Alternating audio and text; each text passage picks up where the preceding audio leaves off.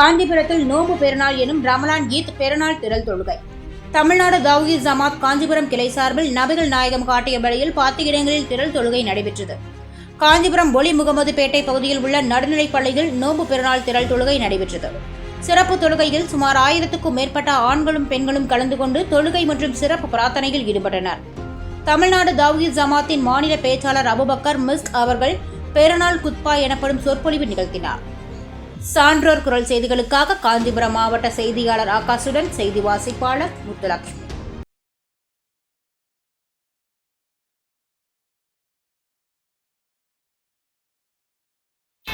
இறைவன் ஒரு மாத காலத்தை நிர்ணயித்து கொடுத்ததுனாலதான் அந்த ஒரு மாத காலத்திலே பயிற்சிகளை மேற்கொள்ளுகிறோம்.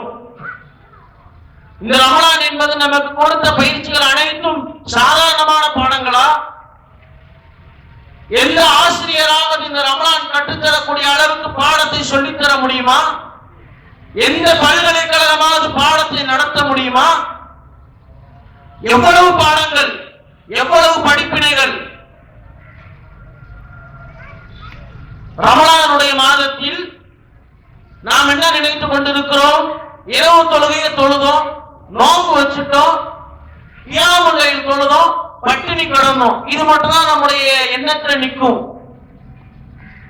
ஆனால் உண்மையிலேயே பட்டினி கிடந்திருக்கிறோம், பயங்கரமான பசியிலே இருந்து நோன்பு பிடித்திருக்கிறோம். ஆனால் 30 நாட்களுக்கு பிறகு அந்த பட்டினி இன்று தெரியவில்லை, பசி தெரியல, ரமலான் நோன்பு கடந்தோமானே தெரியல. எப்படி அல்லாஹ் இந்த செட்டப்பை நமக்கு உருவாக்கி வைத்திருக்கிறானோ அது போன்றுதான் உலகத்தில் ஏராளமான கஷ்டங்கள் வரும், வறுமை வரும், நஷ்டம் வரும், சோதனை வரும், இன்ப துன்பங்கள் அனைத்துமே வரும். இது நமக்கு கற்றுத்தரக்கூடிய பாடம் என்ன?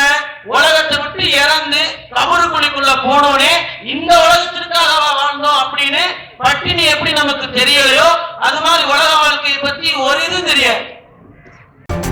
செய்திகளை உடனுக்குடன் தெரிந்து கொள்ள சான்றோர் குரல் பக்கத்தை ஃபாலோ செய்து கொள்ளுங்கள்.